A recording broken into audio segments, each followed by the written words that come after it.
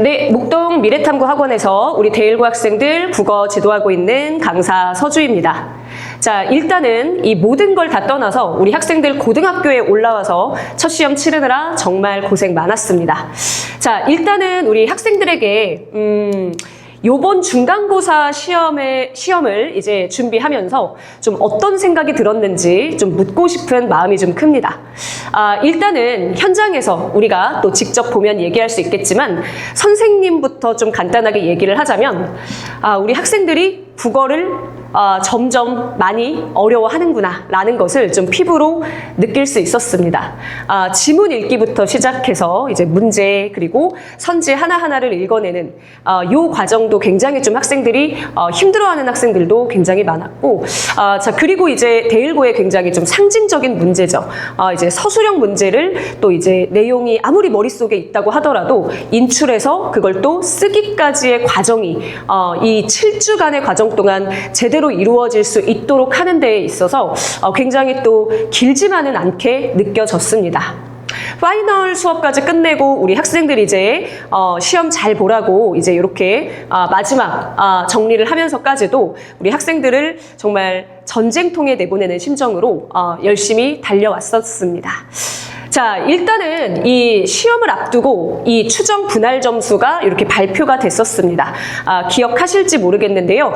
국어는 이 영어 다음으로 이제 굉장히 낮은 추정 분할 점수로 이렇게 이제 매겨져 있었죠. 자, 일단은 물론 이게 100% 맞아 떨어지는 것은 아니지만 이 내용을 보고 우리는 시험의 난이도를 대략적으로 예측할 수는 있습니다.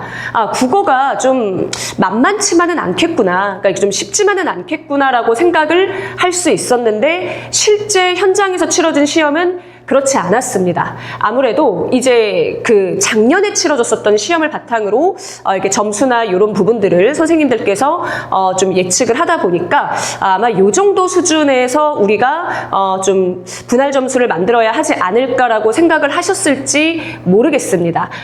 이 시험 범위 같은 경우에도 간단하게 좀 살펴보면 일단은 미래엔 국어 교과서에서 이렇게 이제 범위가 현대시 한 편, 그리고 현대소설 한 편, 그리고 논설문 한 편 이렇게 잡혀 있었고 대일고에서 이제 최초로 부교재 교체가 있었습니다. 이제 작년까지는 올림포스라는 전국 연합 학력 평가 요 내용을 이제 출제를 해서 시험 범위가 굉장히 많았는데요. 이제 문법에서도 의문의 변동 파트 한 영역만 선택을 해서 학생들이 몰입도 있게 그 영역을 공부할 수 있도록 범위가 잡혔습니다. 그 다음에 이제 3월 모의고사 같은 경우에도 문학 지문이 들어가게 됐는데 그리고 이제 유인물 지문들이 조금 추가적으로 들어갔었죠. 현대시 2편, 그리고 이제 논설문과 관련된 지문 2편 이렇게 들어갔었는데 전체적으로 좀 이제 작년과 비교해서 말을 할 때는 일단은 시험 범위도 굉장히 축소가 됐었고 그리고 난이도의 하락도 분명히 있었던 시험이었습니다. 자, 우리 학생들 채점 결과 혹시 어떤가요? 그치만 만족스럽지 않은 결과를 받은 학생들이 분명히 더 많을 겁니다. 자, 그러면 도대체 나는 왜 현장에서 이 작년보다 쉬워진 시험임에도 불구하고 그리고 좀 이제 전반적으로 평이했다라고 생각할 수 있는 시험에서 어떤 부분에서 좀 어려움을 겪었는지, 그래서 기말고사에는 다시 한번 이런 시행착오가 좀 일어나지 않도록 해서 좋은 결과를 얻어내려면 어떻게 대비해야 하는지에 대해서 좀 말씀을 드려보도록 하겠습니다. 자, 이 등급을 변별한 문제 어떤 게 있었는지 한번 살펴보도록 하겠습니다. 자, 일단 첫 번째는 바로 이 보기 유형의 외부 지문이 이렇게 나오고 그리고 이제 보기 내용을 이렇게 읽어내서 선지를 이렇게 골라내야 했었던 문제였습니다. 문제의 난이도는 쉽지 않았는데 이게 시각적으로 부담이 너무나 높다 보니까 학생들이 현장에서 좀 우왕좌왕했을 가능성이 굉장히 높습니다. 자, 우리는 보기를 어떻게 읽어내야 하고 그리고 외부 지문이 나왔을 때는 어떻게 접근해야 하는지 아직까지 학생들이 굉장히 많이 좀 힘들어하고 있을 텐데 시각적인 부담이 높을수록 정말 단순하게 풀어낼 수 있어야 합니다. 왜냐하면 많은 것들을 묻지 않기 때문입니다. 그래서 자, 일단 선생님 같은 경우에 이렇게 내신 워밍업 시간에 우리 학생들이 보기를 어떻게 읽어내야 하고, 그리고 선지에서 막히는 부분이 있으면 어떻게 지원해야 하는지 이 내용들을 같이 이렇게 학습을 하고 있는데, 대1구에서 나는 문제 유형은 이제 뭐 낯선 작품을 어떻게 파악해야 하는지, 그리고 표현상의 특징, 그리고 수능형 문항을 어떻게 해결해야 하는지, 보기 문제를 어떻게 해결해야 하는지, 이렇게 4가지 테마 정도가 학생들이 실전에서 어려움을 겪게 되는 문제 유형입니다. 그래서 이런 부분들부터 내가 어떻게 단계적으로 풀어내야 하는지에 대해서 학습하고 가는 부분이 반드시 필요하고, 현장에서 이 부분을 선생님과 함께 할 수 있도록 할 겁니다. 자, 다음은 앞에서도 말씀드렸었던 것처럼 바로 서술형 문항입니다. 서술형 문항의 난이도도 선생님이 생각했을 때는 이제 선생님이 이제 9년 동안 대1구 학생들을 지도했을 때 이 문장의 어떤 요소라든가 조건들이 굉장히 깔끔해지고 많이 좀 이제 복잡한 그런 부분들이 조금 더 이제 간결해진 부분이 분명히 있습니다.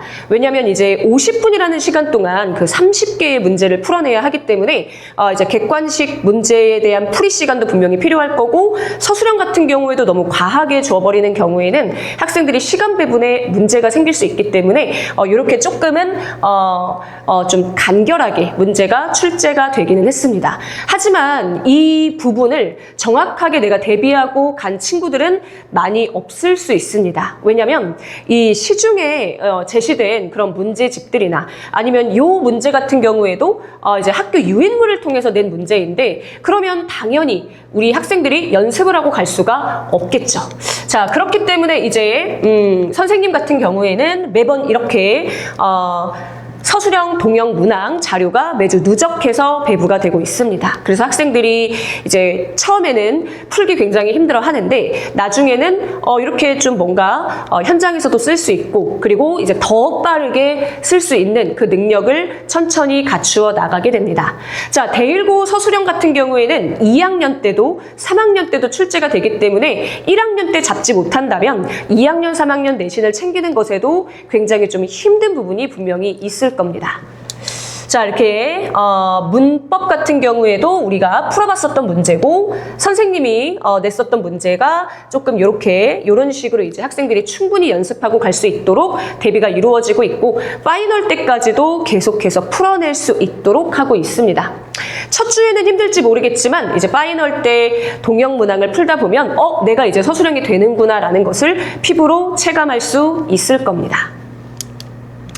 자, 다음은 바로 이 긴 지문이 한꺼번에 통합형으로, 그리고 낯선 지문과 함께 출제되었을 때 학생들이 현장에서 이건 내가 안 풀어봤었던 건데, 이건 내가 조금은 풀어보긴 했지만 가지문과 나지문 이렇게 따로따로만 학습을 했고 풀어내지 못했는데, 자, 이런 식으로 이제 두 지문이 같이 나오거나 이런 경우 학생들이 현장에서 매우 당황하는 경우가 발생을 합니다. 그렇기 때문에 이제 매주 이렇게 복습 테스트에서 좀 길게 지문들을 통합해서 풀어내고 답을 선택하고 갈 수 있도록 이제 그 현장 그리고 실전에서 풀이 능력을 길러낼 수 있도록 수업을 통해서 이루어지고 있습니다. 자, 이제 조금 있으면 또 시간이 굉장히 또 빠르게 흘러갈 거고, 기말고사가 곧 있으면 또 분명히 이제 시행이 될 텐데요. 자, 우리 중간고사보다 훨씬 더 좋은 결과를 얻기 위해서 기말고사 때는 우리가 어떤 부분에 좀 초점을 맞추어야 할까요? 자, 일단은 시험 범위부터 간단하게 말씀을 드리면, 아마도 이제 문학에서는 시나리오, 그 동주라는 작품이 들어갈 가능성이 크고요. 그리고 현대수필, 그 풀비린내와 관련된 지문이 들어갈 가능성이 높은데, 두 지문 다 조금 내용이 어렵지는 않습니다. 그러나 갈래별 특징, 정확한 갈래를 쓸 수 있는가, 그리고 정확한 시나리오 용어라든가 수필과 관련된 용어를 잘 써낼 수 있는가가 매우 중요한 포인트가 될 겁니다. 자, 그리고 두 번째는 요 공감하며 소통하기 영역 같은 경우에는 굉장히 난이도가 좀 적은 부분인데, 서술형으로 나는 경우 굉장히 까다로울 수 있고 학생들이 좀 비슷비슷한, 그러니까 어렵지는 않은데 이거인가? 얘에도 해당되지 않는가? 하고 좀 애매함을 느낄 수 있는 파트가 분명히 있습니다. 정확하게 분리할 수 있는 부분이 좀 필요하고요. 그리고 이번에는 문법 객관식 문제가 조금은 까다롭게 또 어렵게 출제될 수가 있습니다. 그리고 중간고사가 조금은 평이하다라는 그런 느낌들이 조금 있기 때문에 이제 중간고사보다는 기말고사가 조금 더 난이도가 높아질 가능성이 좀 있고, 이 상황에 맞게 표현하기 같은 경우에는 여러분이 아마 중학교 3학년 때 배울 가능성이 높은데요. 높임, 그리고 시간, 그 다음에 피동, 그리고 학교마다 사동이 들어갈 때가 있는데 이제 사동 표현이 들어가지 않는다고 하더라도 피동 표현을 정확하게 이해하기 위해서 사동 표현까지 이렇게 같이 좀 학습하고 가는 부분이 좀 필요합니다. 이 부분, 높임, 시간, 피동, 그리고 인용 표현 이렇게 4가지 영역인데 학생들이 배울 때는 이제 피동 표현과 관련된 부분에서 너무 좀 어렵다라고 얘기를 하는데 실생활에서는 우리가 높임과 시간과 관련된 부분을 너무 이제 일상적으로 사용하기 때문에 함정에서 오히려 높임, 시간과 관련된 부분에서 많이 좀 틀리고 오는 경우가 좀 많습니다. 아무래도 제가 항상 학생들을 좀 이제 지도하면서 느끼는 거지만 어렵다고 생각하는 부분은 본인도 어렵다고 생각하기 때문에 어려운 지문이나 어려운 개념이 나오면 시험 문제를 풀 때도 좀 긴장해서 풉니다. 근데 좀 내가 자신 있는 그리고 좀 쉬운 작품 같은 경우에는 조금은 만만하게 봐서 그런지 모르겠지만 그래서 오히려 실수가 발생하는 경우가 매우 많아지게 됩니다. 그래서 우리 상황에 맞게 표현하기 이 부분도 높임과 그리고 시간 표현에서 오히려 우리가 훨씬 더 집요하게 공부할 필요가 있다라는 부분을 좀 말씀드리고 싶습니다. 자, 그리고 이제 토론하기 부분인데 우리가 이제 그 중간고사에서도 논설과 관련된 부분을 배웠었죠. 그 내용과 관련된 용어도 익히셔야 되고 토론과 관련된 용어도 잘 익혀주셔야 됩니다. 그리고 이제 지문의 길이가 굉장히 길고 아마도 또 유인물이 또 배부될 가능성이 좀 높기 때문에 생각보다 이 문법과 그리고 화법 영역에서 조금은 높은 난이도가 아니면 학생들의 그 체감 난이도는 생각보다 높지 않을까라는 생각이 듭니다. 자, 그리고 마지막으로 아마도 6월 모의고사도 조금은 이제 변형해서 출제될 가능성이 조금 있겠죠. 그리고 문학 영역이 조금은 이제 적기 때문에 이제 시나 소설과 관련된 부분이 6월 모의고사에서 같이 들어갈 가능성이 좀 높습니다. 아니면 이제 유인물이나 이런 걸 통해서도 현대시나 아니면 소설 지문과 관련된 부분이 학생들이 학습할 수 있도록 이렇게 제시될 가능성이 매우 높습니다. 요번에 제가 지도한 학생들과 같이 이제 얘기를 해보면 생각보다 문법은 괜찮았고 근데 이제 문학에서 선지를 판단할 때 좀 주관적으로 판단을 한다든가 아니면 어떤 단어에 너무 이제 사실은 의미가 없는 부분인데 문제 포인트가 아닌 부분에 꽂혀서 너무 이제 그 부분에 집착해서 문제를 푼다든가 하는 어떤 잘못된 습관으로 인해서 문제를 잘못 푸는 경우가 너무나 많았습니다. 그래서 아마도 이제 기말고사에서는 이 문학 문제를 풀 때 발문을 보는 연습부터 시작해서 선지에서 내가 어떤 부분을 좀 제대로 처리해야 하는지 그리고 오답이 어떤 부분에 있는지 그 애매함을 좀 정복하는 그 연습이 반드시 필요합니다. 그래야지만 우리 조금 나중에 얘기기는 하지만 2학년 1학기는 전부 다 문학인데 그때 가서 이제 또 고생하지 않으려면 지금부터 내가 문학을 각 단계별로 이제 풀어낼 수 있는 그 유형별로 내가 체화할 수 있는 부분이 필요하구나라는 걸 반드시 좀 숙지하셨으면 좋겠습니다. 자, 이제 대일고를 위해서 제가 항상 열심히 컨텐츠를 만들고 있는데요.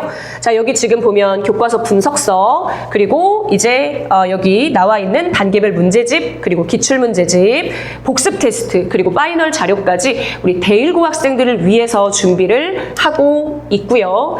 자, 그리고 이제 과제 미흡자 및 복습 테스트 미흡자 같은 경우에 우리가 수업 후에 그리고 전에 이제 현장 클리닉을 시행해서 일요일 2시부터 9시 그리고 9시 이후에는 또 이제 1시간 정도 텀이 생기는데 우리 그 이따가 시간표 안내에서도 조금 있겠지만 6시부터 9시까지가 1학년 수업입니다. 그리고 이제 9시부터 10시까지 이 수업 이후에 또 필요한 부분을 선생님과 함께 또 피드백하고 정리하고 귀가하고 있습니다. 자, 그래서 매주 학습 및 수업 관련해서 필요한 부분들이 문자 내용으로 이렇게 발송을 하고 있고요. 그리고 이제 꼭 현장에서뿐만이 아니라 비대면으로도 우리 학생들이 편안하게 질문할 수 있도록 선생님이 24시간 이렇게 대기를 하고 있습니다. 자, 미래탐구 학원에서 일요일 6시부터 그리고 9시까지 이렇게 수업이 이루어지고 있고 이제 이전에도 그리고 수업 후에도 추가 지도 및 피드백을 통해서 우리가 현장에서 이 국어 같은 경우에 좀 무조건 여기서 완성하고 가자라고 생각하고 같이 함께 기말고사를 준비했으면 좋겠습니다.